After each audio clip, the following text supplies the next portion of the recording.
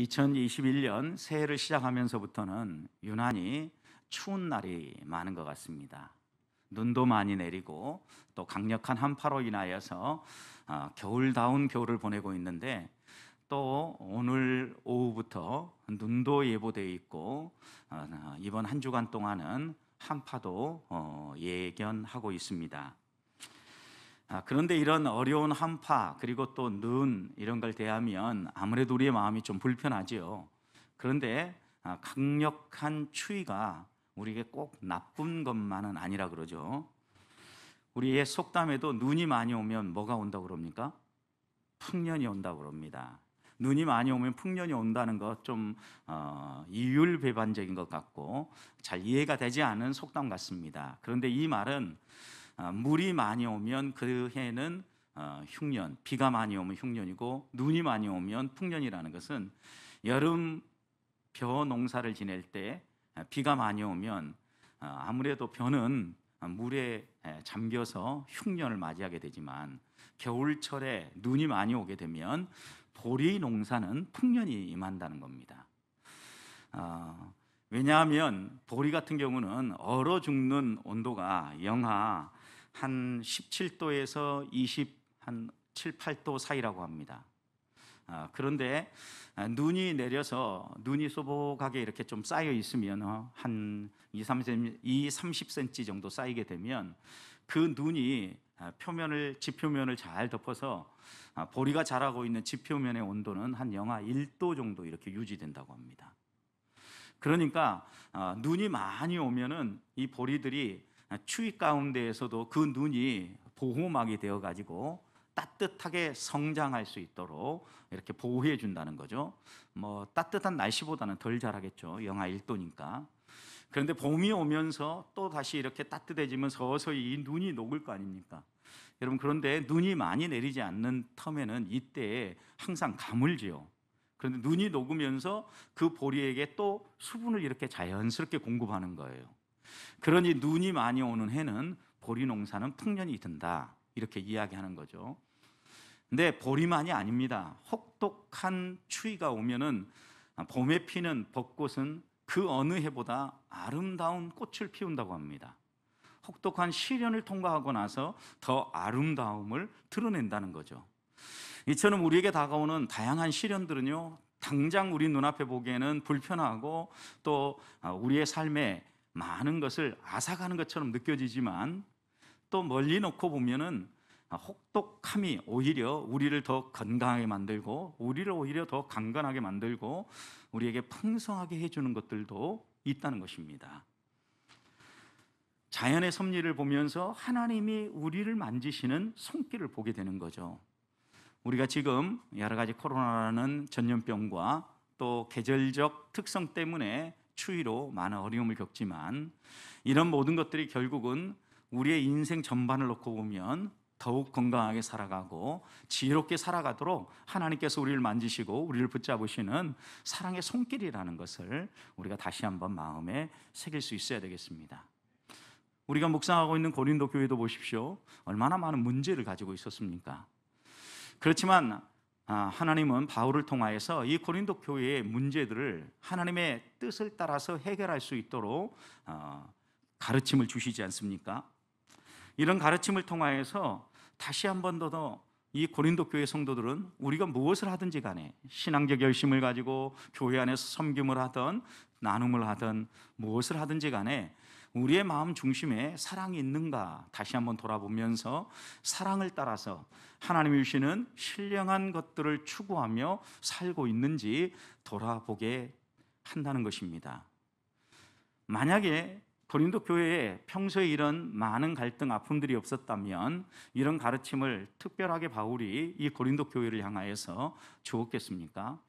아마도 그들에게 이런 갈등이 없었다면 구체적인 하나하나 개인 과외를 하듯이 하나님께서 바울을 통하여서 이 고린도 교회의 문제들을 해결해 주는 것을 맛보기 어려웠을 것입니다. 그렇지만 그들 안에 여러 가지 아픔, 갈등이 있음으로 말미암아 하나님은 바울이라는 탁월한 선생님을 붙여주시고 그를 통하여서 하나님의 뜻이 무엇인가 가르쳐 주시고 정말 그들이 추구해야 될 신앙의 길이 무엇인가에 대해서 배울 수 있는 기회를 얻었다는 겁니다. 그런 점에서 분명히 하나님께서는 우리에게 좋은 일도 겪게 하시지만 또 어려움도 겪게 하시면서 이 두 가지가 겸해지면서 하나님이 어떤 분인가를 바라보고 하나님을 더욱 의지하며 살아갈 수 있도록 인도해 주신다는 말씀입니다. 오늘 말씀도 보십시오. 12절 말씀을 보면 고린도 교회 성도들에게 이제 신령한 것을 추구하라고 하면서 그들에게 덕을 세우는 일이 무엇인가를 항상 마음속에 생기면서 행하라고 이야기하죠. 12절입니다. 그러므로 너희도 영적인 것을 사모하는 자인즉. 고린도 교회 사람들이 영적인 것을 사모하는 사람들이라는 거예요. 그래서 그 다음 뭐라고 얘기합니까? 너희들이 영적인 것을 추구한다면 교회에 덕을 세우기 위하여 그리고 그것이 풍성하기를 위하여, 교회의 덕을 세우기 위해서 구하라. 그리고 그것이 풍성하기를 위해서 구해라. 여기에 그것이 무엇입니까? 신령한 것들 가운데 바울이 특별히 하라고 하는 뭐예요? 예언. 그 예언의 은사가 너희 가운데 풍성하기를 구해라. 이렇게 당부하고 있는 겁니다. 1절 말씀도 보십시오. 같은 관점입니다. 사랑을 추구하면서 신령한 것을 사모하되 특별히 예언을 하라고 해라. 사랑이라는 토대 위에서 신령한 것, 하나님이 원하시는 것이 무엇인가를 항상 물으면서 그것을 추구하되 특별히 예언을 하도록 해라 라고 1절 말씀하시는 거나 12절 말씀에 너희가 여러 가지 일들을 할 때 항상 교회의 덕을 세우고 또 그 일을 하면서 너희 가운데 예언이 더 풍성하기를 구하라. 이 말씀이 지금 논조는 거의 똑같다라는 거죠. 결국 이 말씀을 통해서 우리에게 교훈하려고 하는 바가 무엇입니까? 우리의 인생의 방향이 내 개인의 유익보다는 공동체의 유익, 교회의 유익, 이것을 위하여서 살아가라는 거죠. 주님이 보여주시는 삶 우리가 하나하나 되새겨 보십시오. 많은 사람들이 섬김을 받으려고 하고 높아지려고 할 때 예루살렘으로 향하는 길에서 제자들이 서로 누가 높은가 이렇게 논쟁을 할 때 주님께서는 최후의 만찬 그리고 또 제자들의 발을 씻어주심, 그리고 난 후에 이 제자들에게 하나님의 말씀으로 교훈을 하는데 그 교훈이 무엇입니까? 너희들도 내가 너희에게 본을 보인 것처럼 행하라 라고 얘기한 다음에 마가복음 10장 45절 말씀을 보면 내가 섬김을 받으러 온 것이 아니라 섬기려 왔다. 내 목숨을, 내 생명을 많은 사람들을 구속하기 위해서, 내어주기 위해서 이 땅에 왔다. 그러니 너희들도 나처럼 섬김의 삶을 살아라 라고 당부하지 않습니까? 한 번만의 가르침이 아닙니다. 주님께서 우리들에게 제자의 삶을 살려고 할 때 나를 따라오려거든 어떻게 살라고 얘기하십니까? 마태복음 16장 24절 보면 아무든지 나를 따라오거든 제일 먼저 해야 될 게 뭐냐면 자기를 부인하고 자기 십자가를 지고 나를 따라오라고 당부하지 않습니까? 여러분, 자기를 부인하라고 그랬는데 고린도 교회 성도들 생각해 보십시오. 그들은 자기를 부인하기보다는 무엇을 했습니까? 자기를 자랑했어요. 어떻게 자랑했습니까? 나에게는 이런 좋은 선생님이 있다. 내 선생님은 바울이야. 내 선생님은 베드로야. 이렇게 이야기하면서 자신들의 선생님을 자랑한 거죠. 그리고 또 그들이 여러 가지 은사를 하나님께서 각 사람에게 하나님의 뜻을 따라 주셨음에도 불구하고 마치 자신들이 무언가를 노력해서 얻은 것처럼 내게는 방언의 은사도 있고 내게 이런 은사도 있고 하면서 자신들이 가진 은사를 자랑했다는 거죠. 그리고 또 그들이 생활할 때에도요, 시장에서 파는 고기를 먹으면서 나는 이 정도 믿음이 좋은 사람이야 라고 드러냈고, 심지어는 나는 구원받았으니까 세상에서 다른 사람들이 이야기하는 것, 성적인 타락이나 이런 문제도 나에게는 아무 상관이 없어. 나는 이미 구원받았으니까 나는 그런 세상의 법에 저촉되지 않아. 마치 믿음이 좋은 것처럼 자기의 믿음을 자랑하고 능력을 자랑하고 은사를 자랑하고 자신이 가진 선생님을 자랑하는 이런 모습을 살고 있었다는 겁니다. 바로 그런 고린도 교회 성도들을 향해서 우리 주님이 분명하게 교훈하시고 말씀하시는 바가 무엇입니까? 자기를 부인하고 나를 따라오라는 거죠. 이런 모든 것들을 내려놓고 너희의 마음 중심에 먼저 붙잡아야 될 것은 사랑이다 라고 이야기를 하고 있는 거죠. 그래서 우리 주님께서는 자기를 부인하고 따라오라는 이 말씀에 이어서 마태복음 16장 25절에서 이렇게 얘기했습니다. 누구든지 제 목숨을 구원하고자 하면 잃을 것이요 누구든지 나를 위하여 제 목숨을 잃으면 찾으리라. 여러분, 이것이 기독교의 역설이지 않습니까? 목숨을 얻고자 하면 더 풍성한 생명을 누려야 되는 게 세상의 방식이잖아요. 그런데 주님은 너희가 목숨을 얻고자 하면 잃을 것이요 그랬어요. 마음껏 내어주고 잃고자 모든 걸 내어놓으면 그것으로 말미암아 하나님이 더 풍성한 것을 누리게 하시겠다는 역설인 거죠. 하나님 나라에서 누가 큰 자인가에 대한 논쟁을 할 때에도요, 너희가 누구든지 으뜸이 되고자 하면 섬기는 자가 되어야 하리라 그랬어요. 하나님 나라에서는 어떤 사람을 가장 으뜸으로 보느냐? 섬기는 사람이다, 이렇게 얘기하고 있는 거죠. 역설입니다. 어떻게 보면 우리가 걸어가고 있는 이 믿음의 길이 바르게 걸어가고 있는가 되돌켜 보려면 말씀에 따라서 이런 가르침들을 내가 그대로 실천하고 있는가 돌아보아야 합니다. 사랑하는 성도 여러분, 지난 한 주간 동안도 주님의 제자답게 신뢰한 것을 사모하며 사셨습니까? 과연 어떻게 사는 것이 덕을 세우는 삶이고, 특별히 그 덕이 나 개인의 덕이 아니라 교회 공동체의 덕을 세우는 일일까요? 오늘 말씀을 보면서 다시 한번 우리의 마음에 새기고 한 해 살아가는 동안 부르신 부름의 상을 향하여 달려나갈 때 개인의 유익보다는 공동체의 덕을 세우기에 앞장서는 우리 성도들이 되기를 소망합니다. 오늘 말씀 보시면 무엇보다도 먼저 우리들이 항상 관심사를 개인보다는 공동체에 둬라라고 이야기를 합니다. 12절 보십시오. 그러므로 너희도 영적인 것을 사모하는 자인즉 교회의 덕을 세우기 위하여 그것이 풍성하기를 구해라. 여러분, 예언의 은사가 풍성하기를 구하라는 건데 이유는 한 가지예요. 교회의 덕을 세우기 위해서라는 거예요. 무엇보다도 고린도 교회 성도들은 영적인 것을 사모하는 사람들이기 때문에 어떻게든 그들 안에 은사가 있기를 원했어요. 그런데 그 은사를 구할 때 예언의 은사를 특별히 구해라. 그런데 이런 예언의 은사를 구해야 되는 이유가 있다. 그것은 교회의 덕을 세우기 위함이다. 관심사를 어디에 두라는 거예요? 개인이 아니라 교회라는 공동체의 덕을 세우는데 두라는 거죠. 여러분, 그러면 교회의 덕을 세운다는 의미는 무엇일까요?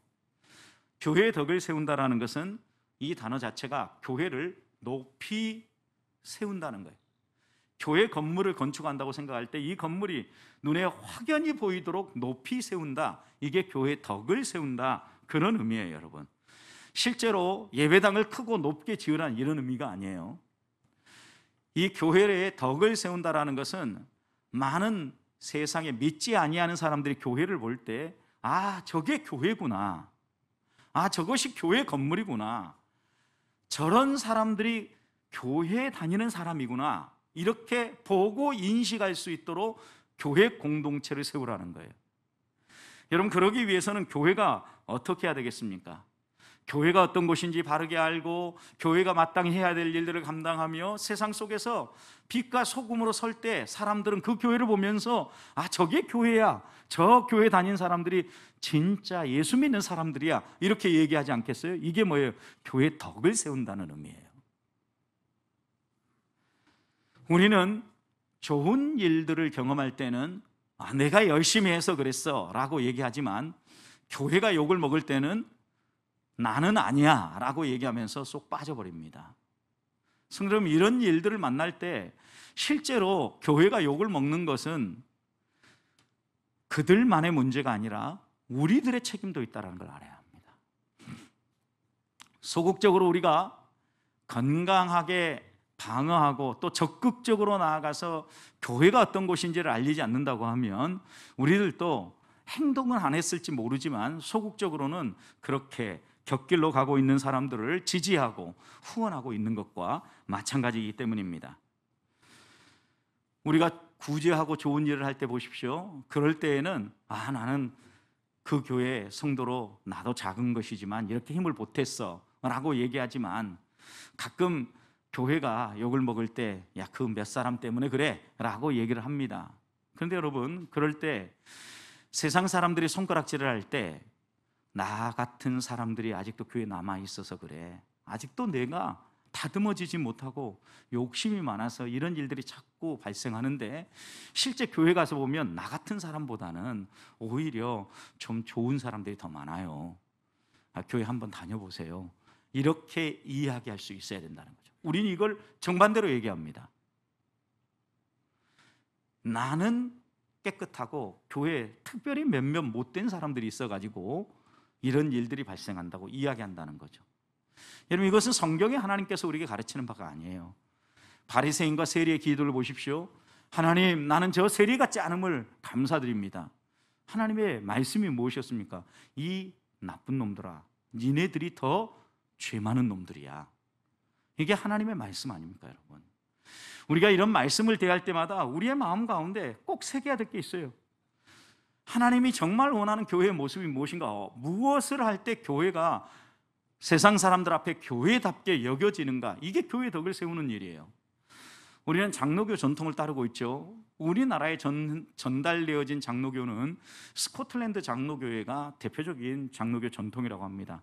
스코틀랜드 장로교회가 영국에서 미국으로, 미국에서 우리나라로 전달되었다라는 게 우리 장로교의 전통의 일반적인 거예요. 스코틀랜드 장로교회 교회 칠이서라는 게 있습니다. 교회 칠이서라는 것은 교회를 어떻게 운영하고 교회를 어떻게 다스려 가야 될 것인가에 대해서 쓴 책인데, 제1 칠이서, 제2 칠이서 이렇게 계속해서 칠이서가 나오는데, 이 교회 칠이서에서 교회의 기능을 세 가지로 했는데 3D로 묘사해서 3D, 영어 알파벳 D. 첫 번째 D는요, 독트린이에요. 교회의 기능은요, 독트린이 살아 있어야 된다는 거예요. 교리를 가르치는 교회여야 된다는 거예요. 두 번째 D는요, 디스플린이에요. 디스플린은 양육과 훈련이 있어야 된다는 거예요. 교회 안에 건강한 양육이 있지 않으면 그건 교회가 아니라는, 교회 기능을 못하고 있는 거예요. 세 번째 D는요, 디스트리뷰션이라는 단어인데요, 이것은 구제예요, 여러분. 교회가 구제를 하지 않으면 그것은 교회가 아니라는 거예요. 이 3D를 살려내야 되는데, 교회 안에 하나님이 세우신 항존직, 선출직들이 있죠. 그래서 첫 번째 독트린은요, 가르치는 목사의 몫이라 그랬어요. 두 번째 디스플린은요, 교회 안에 선출직인 장로의 몫이라 그랬어요. 교회를 치리하고 다스려갈 때 목양을 하고 성도를 훈계하고, 이것이 한국 교회 장로교에서는요, 마치 목회자들의 몫으로 바뀌어져 있는데, 우리의 원래 장로교의 전통에 따르면 이게 장로님들이 하셔야 될 일이에요. 세 번째, 디스트리뷰션, 구제죠, 구제. 여러 가지 재정적인 운영을 하고 성도뿐만 아니라 주변 지역사회를 돌아보는 이런 디스트리뷰션은 집사의 몫이라 그랬어요. 이 집사가 누구겠습니까? 안수 집사 얘기하는 거예요, 여러분. 선출직이죠. 그러니 건강한 교회는요, 이 그룹이 많은 교회예요. 근데 많은 교회에 어떤 그룹이 더 많아요? 서리 집사가 많죠. 여러분, 서리는 1년이에요, 1년. 교회 안에는 항존직이 많아야 건강한 교회인 거죠. 자, 그럼 우리 보배교회는 건강한 교회예요? 건강하지 않은 교회예요? 많은 사람들이 생각을 할 때요, 항존직이 많으면 저 교회 이상한 교회, 직분장사하는 거 이렇게 생각합니다. 원래 교회 모습을 하면요, 교회를 건강하게 양육해서, 성도들을 건강하게 양육해서요, 항존직에 살아있는 교회를 만들어가는 거예요. 그리고 이런 그룹들이 이렇게 선출직으로서 건강하게 교회를 섬길 수 있도록 세워가라는 거예요. 3D, 여러분 잊지 마십시오. 독트린, 그 다음 디스플린, 그 다음 디스트리뷰션. 이 세 가지가 살아있는 교회가 건강한 장로교회예요. 적어도 우리가 이런 일들이 함께하고 있다고 하면, 교회를 세우려고 하면요, 교회다우려고 하면요, 이 기능이 살아있어야 그 교회가 교회라는 거예요. 우리가 이런 부분들을 다시 한번 생각하면서 교회의 덕을 세운다라는 의미를 놓치지 말자고요. 왜 바울이 12절에서 신령한 은사 가운데 특별히 예언을 사모하라고 하겠어요? 6절 말씀을 보십시오. 그런즉 형제들아, 내가 너희에게 나아가서 방언으로 말하고, 내가 만약 너희에게 가르칠 때 방언으로 말하고 계시나 지식이나 예언이나 가르치는 것으로 말하지 않으면 너희에게 무슨 유익이 있겠냐. 그러니까 바울은 실은 어떻게 가르치고 있다는 거예요? 방언이 아니라 계시나 지식, 예언, 가르치는 것으로 하고 있다는 거죠. 그런데 계시, 지식, 예언, 가르치는 것, 이것은요 둘씩 묶여져요. 여러분, 계시는 예언의 은사를 가진 사람을 통하여서 전달되어지고, 지식은 가르치는 은사를 가진 사람을 통하여서 풀어지게 되어 있어요. 그러니까 바울이 지금 강조하고 있는 것은 본문에 첫 번째, 두 번째 나오는 계시와 지식이에요. 그런데 이 계시와 지식을 우리가 가지고 살아가기 위해 필요한 은사가 있는데, 예언의 은사와 그 다음 가르치는 은사라는 거예요. 예언을 통하여서 하나님이 우리에게 보여주시려고 하는 하나님의 뜻이 무엇인지 그 계시를 설명하게 풀어주는 이런 사람이 필요하고요, 하나님이 주시는 이런 뜻만 아니라 교회 공동체가 건강하게 서기 위해서, 여러분 스코틀랜드 장로교회 교회 기능이라는 이런 것도 배우지 않으면 어떻게 압니까? 3D가 있다라는 거 어떻게 압니까? 이런 것들을 하나하나 가르쳐 주시는, 가르치는 은사가 있는 분들을 통해서 우리가 배우고, 아, 교회는 이러한 곳이구나 라고 배우고, 건강한 교회의 덕을 세우기 위해서 우리의 모든 역량을 집중하라는 말씀이에요. 저는 우리 보배교회 성도들이 이 2021년 살아가는 동안 교회가 어떤 곳인가, 부르신 부름의 상을 향하여 나아갈 때 하나님이 원하시는 교회의 아름다운 덕을 드러내고 건강하게 교회에 세우기 위하여서 우리가 해야 될 일이 무엇인지, 세상 사람들이 바라볼 때 교회를 손가락질하고 저런 교회 안 다닐 거야 라고 말하는 교회가 아니라, 누가 봐도 저게 구별된 교회야 라고 하나님께 영광을 돌리고, 나도 신앙생활 한다면 저런 교회 다니고 싶어 라고 말할 수 있는 교회를 세워가기 위하여서 우리의 신령한 은사도 사용하고 우리의 물질과 우리의 모든 것들도 함께 사용함으로 교회의 덕을 세우는 성도들이 되시기를 주님의 이름으로 축복합니다. 두 번째, 교회의 덕을 세운다라는 것은 각자에게 주어진 본연의 의무를 잃지 않는다는 거예요. 오늘 7절부터 9절 말씀 보면 세 가지 예를 들어서 설명합니다. 그 세 가지가 무엇입니까? 7절 말씀에는 생명 없는 악기를 예를 들어요. 생명 없는 악기는 필이나 검은고라 이거죠. 여러분, 필이나 검은고는 악기이지 않습니까? 그런데 이 악기가, 그 다음 말씀 읽어보십시오. 생명 없는 것이 소리를 낼 때, 강조는 그 다음 이 말씀에 있어요. 그 음의 분별을 나타내지 않으며. 여러분, 그러니까 연주하는 사람에 의해서 음이 분별되어지고 그 음이 조화를 이룰 때 가치가 있는 거예요. 바이올린을 들고 아무나 연주한다고 해서 그 연주가 사람들을 행복하게 해주는 거 아니죠. 잘 숙달된 사람에 의해서 음이 분별되어지고 멜로디가 살아나고 하음이 살아날 때, 그때 그 연주가 많은 사람들을 감동시키는 거 아니겠습니까? 두 번째는요, 나팔을 예를 들었어요. 8절. 만일 나팔이 분명한 소리를 내지 못하면 누가 전투를 준비하려고 그랬어요? 근데 여기에 보면 나팔은 분명한 소리를 내야 된다라는 거예요. 왜 그렇습니까? 이스라엘 백성은 나팔 소리를 들으면요, 출발을 하기도 하고 멈추기도 하고 공격을 하기도 하고 후퇴를 하기도 했어요. 나팔을 길게 울려버리면 이게 지금 누구를 모이라고 하는가, 짧게 불면 누가 모이라고 하는 건가, 그 나팔 소리에 의해서 행동을 했단 말이에요. 그런데 분명히 8절 말씀처럼 그 나팔 소리가요, 길게 부른 건지 짧게 부른 건지, 크게 분 건지 그렇지 않은 건지, 두 번 분 건지 한 번 분 건지 분명하지 않아요. 그럼 어떻겠어요? 만약 전투하려고 하는 곳에 군사들이 딱 진열해 있는데, 싸우기 준비하고 있는데 나팔 소리가 불분명하면 그 군사들이요, 앞으로 전진하라는 이야기인가 후퇴하라는 얘기인가, 이걸 구분 못하면 어때요? 다른 사람들은 다 후퇴했어요. 근데 그걸 불분명하게 잘 이해 못한 몇 군사가 그냥 앞으로 공격 앞으로 했다고 생각해 보십시오.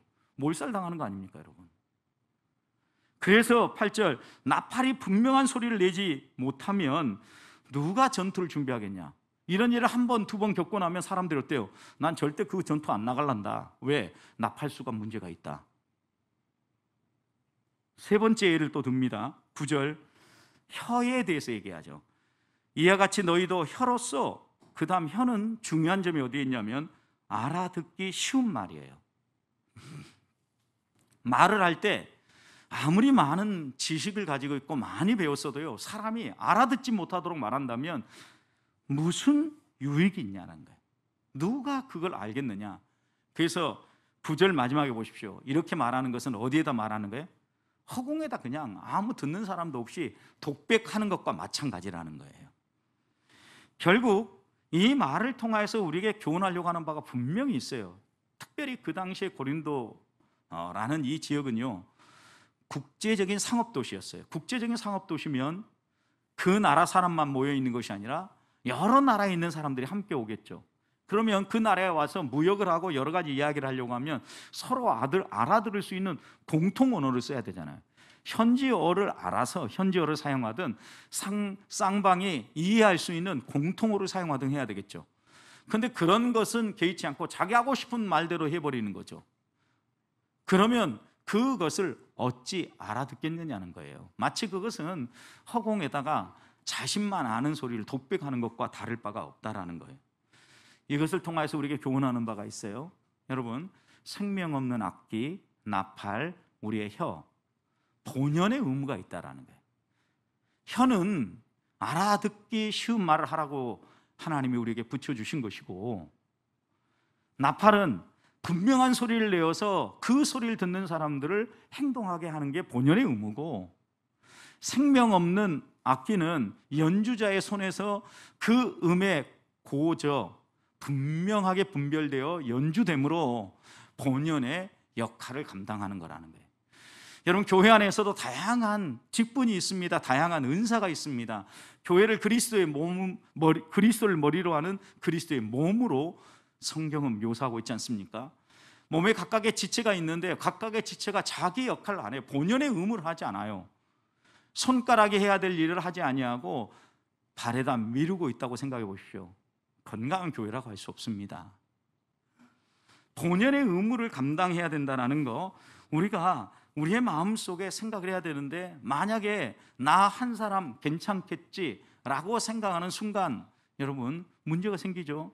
우리가 지금 배우는 코로나19 이 감염의 위험에서도요, 나 한 사람은 괜찮겠지, 이 정도 마스크 안 써도 돼 라고 생각하는 곳에서 꼭 문제가 생겨요.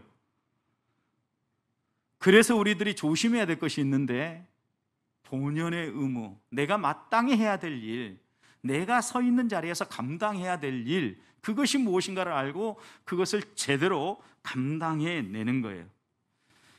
그렇다면 성도의 본연의 의무가 무엇입니까?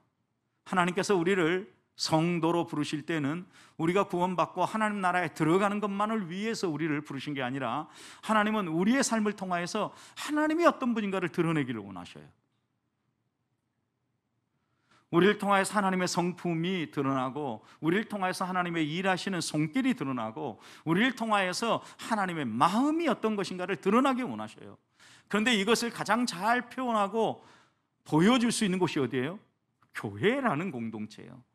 구원받은 하나님의 백성들이 함께 모여서 그곳에서 본연의 책임을 다하면서 함께 어우러지며 건강한 한 몸이 움직이듯 수많은 성도들이 한 몸같이 움직이면서 하나님이 어떤 분이고 또 우리가 믿고 따라가는 하나님이 얼마나 좋은 분인가를 드러내는 것이 교회의 덕을 세우는 일이에요. 그렇다면 우리가 오늘 이 말씀을 들으면서 우리의 마음속에 한번 질문해 봐야 됩니다. 하나님이 내게 주신 본연의 의무는 무엇인가? 나는 교회 안에서 내 역할을 제대로 감당하고 있는가? 나팔이 소리를 분명하게 소리 내지 못하면 죽는 군인들이 생기는 것처럼, 내가 교회 안에 서 있어야 될 자리, 내가 감당해야 될 일들을 감당하지 아니하므로 혹시 하나님의 이름이 영광을 가리고 또 세상 사람들이 교회를 향하여서 손가락질하고 있지는 않은가 되돌아보아야 합니다. 우리가 하나님 앞에서 마음에 새겨야 될 것 여러 가지가 있지만, 하나님이 가장 원하시는 것은요, 하나님이 내게 맡겨주신 그 사명을 하나님이 맡겨주신 줄 알고 충성을 다하며 순종하는 거예요. 엘리야 시대에 수많은 과부들이 있었습니다. 그런데 하나님의 은혜를 덧입은 과부는 사르밧 과부 혼자였습니다. 왜요, 여러분? 사르밧 과부의 형편을 보십시오. 그의 형편이 얼마나 어려운 형편이었습니까? 마지막 남은 곡식 한 줌을 양식을 만들어서 자신과 하나밖에 없는 아들이 먹고 죽기 위해서 나무를 하기 위해 나왔는데 엘리야 선지자를 만난 겁니다. 그런데 이 엘리야 선지자가 정말 말도 안 되는 얘기를 하는 겁니다. 하나님이 그러셨다. 이 모든 환란이 지나기까지 하나님이 지켜주실 건데 먼저 너가 해야 될 일이 있다. 그것은 너의 남은 그 양식을 가지고 나를 위해서 떡을 한 덩어리 만들어 와라. 딱 떡 한 덩어리 만들 것밖에 없는데, 여러분 그때 사르밧 가부가 고민하지 않았겠어요? 무진장 고민했을 겁니다. 그렇지만 그 고민의 마지막 방점은 어디에 찍혔습니까? 순종에 있었어요. 순종하여서 엘리야를 섬길 때 하나님께서는요, 엘리야만 아니라 사르밧 가부와 그 아들의 생명도 지켜주셨다라는 거예요. 사르밧 가부의 그 순간에 본연의 의무는 뭐였어요? 하나님의 종을 섬기는 거예요. 그러므로 말미암아 온통 우상 숭배로 물들인 그 땅이 하나님만 예배하는 그런 나라로 변화될 수 있는 하나의 작은 빛을 하나님은 이 엘리야를 통하여서 이루어가고 있는 거죠. 그 엘리야를 돕는 사르밧 가부를 통하여서 이루어가고 있는 거예요. 하나님이 누구인가를 드러내 보이고 계시는 거죠. 그렇다고 하면 우리가 하나님께서 내게 주시는 말씀을 마음에 새기고요, 그 말씀, 그 감동을 따라 순종함으로 말미암아 하나님이 드러나고 교회에 덕이 세워지며 세상 사람들이 교회를 보며 저 교회가 진짜 교회야 라고 말하는 이런 놀라운 은혜와 복이 드러난다는 겁니다. 한 주간 2021년 또 한 해 살아가는 동안 우리 보배교회 성도들, 하나님이 내게 맡겨주신 본연의 의무가 무엇인가 잊지 마십시다. 그리고 내가 서 있어야 될 자리에 서서 이 역할들을 감당함으로 교회가 교회다워지고 하나님의 이름이 모든 사람들에게 선포되어지는 이런 놀라운 역사가 있기를 주님의 이름 축복합니다. 마지막입니다. 10절과 11절 말씀을 보면 우리가 교회의 덕을 세우기 위해서 특별히 말조심하라는 겁니다. 언어를 잘 사용하라는 겁니다. 10절 보십시오. 세상에 수많은 소리가 있다라는 거예요. 그런데 그 소리들 가운데 뜻없는 소리는 없다라는 거예요. 그래서 우리가 소리를 낼 때에 뜻이 있다라는 걸 알고 그 뜻이 무엇을 드러내려고 하는지를 분명히 알고 말을 하라는 거죠. 만약 내가 하고 싶은 말만 하고 그 다음 중얼거리듯 그리고 또 중언부언하듯 말하게 되면요, 마치 듣는 사람에게는 외국어를 말하는 외국인 같고요, 또 내 입장에서도 상대방을 외국인처럼 대하는 것이다 라고 이야기를 하고 있는 겁니다. 우리가 제일 많이 격려하는 데 사용하고 또 소통하는 데 많이 사용하는 게 언어예요. 소통과 관련해서는 다음 주 또 살펴볼 건데, 특별히 이 언어를 잘 사용해서 이 언어를 통하여서 하나님의 영광을 드러내고 교회를 교회답게 세우라는 거예요. 성도 여러분, 말 한마디에 천냥빚을 갚는다는 우리의 속담도 있는 것처럼 언어가 중요하다라는 것, 말이 중요하다는 건 우리가 더 이상 재론할 필요가 없습니다. 그래서 믿음의 사람들은요, 이 언어를 가지고 사람들을 감동시키고 사람들을 하나님 앞에 나아가게 하도록 하기 위해서요 기도했는데, 이사야 선지자는 이사야 50장 4절에서 이렇게 하나님 앞에 나아가 기도합니다. 주 여호와께서 학자의 혀를 내게 주사 나로 공고한 자를 말로 어떻게 도와줄 줄 알게 하시고 아침마다 깨우쳐 주셔서 나의 귀를 깨우치사 학자같이 알아듣게 해주십시오. 두 가지를 기도한 겁니다. 학자들의 혀를 주십시오. 두 번째, 아침마다 저를 깨우쳐 주십시오. 여러분, 학자들의 혀를 주라, 이 말의 의미가 무엇이겠습니까? 정말 곤고하고 어려움 가운데 있는 사람들을요 잘 위로하고 격려하고 싸매고 세워주기 위해서 꼭 필요한 말로 나눌 수 있도록 학자들의 혀를 달라는 거예요. 그러면서 이것과 함께 하나님, 나의 귀를 깨우쳐 주셔서 내가 아침마다 주의 음성을 듣게 해주십시오. 아침마다 내가 깨우쳐서 내 마음에 품어야 될 것이 무엇인가를 알고 그것을 품고 살게 해주십시오. 이렇게 기도한 거죠. 우리들의 학자의 혀들을 가지고 다른 사람을 위로하고 권면할 때 꼭 있어야 될 것이 무엇인가를 이사야는 보여주는 거예요. 말씀 묵상입니다.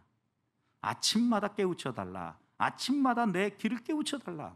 내게 듣는 것을 내가 알아듣고 그 듣는 것을 따라서 사람들을 위로하고 격려할 수 있게 해달라라고 하는 이 말씀의 의미가 무엇입니까, 여러분? 말씀을 묵상하면서 그 말씀 마음에 품고 이 말씀을 함께 나누면서 하나님이 주신 은혜가 공동체 안에 함께 흘러감으로 말미암아 공동체 모두가 하나님을 바라보게 되고 어려운 사람, 힘든 사람들도 위로하시고 붙잡으시는 하나님의 손길 때문에 감사하며 나아가고 함께 더불어 살아갈 수 있는 그런 교회를 세워가라는 의미 아니겠습니까? 저는 그래서 우리 보백교회 성도들이요, 아침마다 하나님께서 깨우쳐 주시기를 같이 기도했으면 좋겠어요. 그래서 하나님이 주시는 그 말씀을 가지고요, 목장 안에서, 소그룹 안에서 서로 좀 소통하고 나누면서요, 이것을 통하여서 학자들의 혀로 하나님께서 서로의 마음을 싸매게 하시고 서로의 약점을 파짓고 공격하고 오히려 그 상처난 부분을 들추어내서 쓰라리게 만드는 것이 아니라 학자의 혀를 가지고 하나님이 아침마다 새롭게 하시는 그 은혜를 따라서 싸매고 덮어주고 격려하고 밀어주고 붙잡아 이끌어줌으로 말미암아 공동체 안에서 하나님이 어떤 분인가가 드러나고 목장 안에서 우리가 믿는 하나님이 정말 좋은 하나님이라는 것을 스스로 고백할 수 있도록 한 해를 살아야 되지 않겠습니까? 그래서 올해 목장 안에서요, 목자 예비 목자만이 아니라 목장 모든 목원들, 목장 가족들까지 새벽마다 하나님이 주시는 말씀 좀 나누는 삶이 회복되기를 소망해요. 하나님이 나를 깨우쳐 주시기를 기도하고 깨우쳐 주신 것을 학자의 혀를 가지고 위로하고 권면하고 나눈다면 이 교회가 하나님의 뜻을 이루기 위해서 알아듣기 쉬운 말로 하나님의 마음을 품으면서 살아가는 교회가 되지 않겠습니까? 저는 2021년 우리 보백교회가 이렇게 되기를 원합니다. 이런 말씀을 들을 때 꼭 모세처럼 이야기하는 사람이 있습니다. 모세는 하나님의 부름을 받을 때 이렇게 대답을 했습니다. 저는 입이 뻣뻣한 사람입니다. 전 못합니다. 저 무식해서 나눌 것도 없고 아침마다 깨우쳐 달라고 하지만 하나님은 저에게 뭐 주는지 저는 모르겠어요. 이렇게 이야기하는 사람들이 있습니다. 그때 그 모세를 향해서 하나님이 뭐라고 말씀하셨습니까? 출애굽기 4장 11절 이렇게 얘기했습니다. 여호와께서 그에게 이르시되 누가 사람의 입을 지었느냐? 누가 사람의 입을 지었느냐? 그리고 또 이렇게 얘기하십니다. 누가 말 못하는 자나 못 듣는 자나 눈 밝은 자나 맹인이 되게 했느냐? 누가 말 잘하는 사람 세웠고 누가 못 보는 사람 만들었고 누가 각각 여러 가지 모양으로 살아가도록 이렇게 창조했느냐는 거예요. 여호와 하나님이 창조하셨다라는 거예요. 나 여호와가 아니냐? 마무리를 이렇게 하셨어요. 모세를 향하여서 다른 것, 너 지금 형편, 너 조건 따지지 말고 하나님 바라보고 순종해라 이렇게 얘기하는 거죠. 저는 우리 보백교회 성도들이 2021년 한 해 동안 하나님이 누군가를 바라보고 그 하나님의 말씀을 마음에 품고 순종하기로 소망합니다. 나를 지으신 하나님, 나를 창조하신 하나님, 그분의 부르심에 응답하면 그분이 책임지십니다. 그래서 오늘 한 해 동안 하나님이 나를 어떻게 불렀는지 생각해 보십시다. 생명 없는 악기가 소리를 낸다 그랬어요. 그런데 생명 없는 악기가 사람들의 마음을 감동시키고 사람들을 정말 행복하게 만들어주는 것은 누구 때문에 그래요? 그 생명 없는 악기를 쥐고 뭐 하는 사람? 연주하는 사람이죠. 여러분, 생명 없는 악기를 할지라도 연주하는 사는 좋은 연주자의 손에 들려서 아름다운 소리를 내고 사람들을 감동시켜 주는데, 살아있는 우리를 이 우주 만물을 창조하신 하나님이 손에 들고 연주를 하신다면 어떤 일이 벌어지겠습니까? 상상할 수 없는 일들이 우리 안에 일어날 수 있습니다. 우리는 하나님을 바라봐야 합니다. 내가 믿는 하나님입니다. 우리가 믿는 하나님입니다. 그 하나님이 오늘 우리에게 이렇게 얘기하십니다. 이사야 41장 10절, 두려워하지 말라, 내가 너와 함께 하심이라. 놀라지 말라, 나는 내 하나님이 됨이라. 내가 너를 굳세게 하리라. 참으로 너를 도와주리라. 참으로 나의 의로운 손으로 너를 붙들리라. 하나님의 말씀입니다. 이 말씀 의지하면서 올 한 해 나의 삶을 통하여서 공동체, 특별히 교회가 교회답게 드러나고 교회의 덕이 세워지는 한 해의 삶을 살아가는, 한 주간의 삶을 살아가는 우리 보배교회 성도들이 되시기를 주님의 이름으로 축복합니다.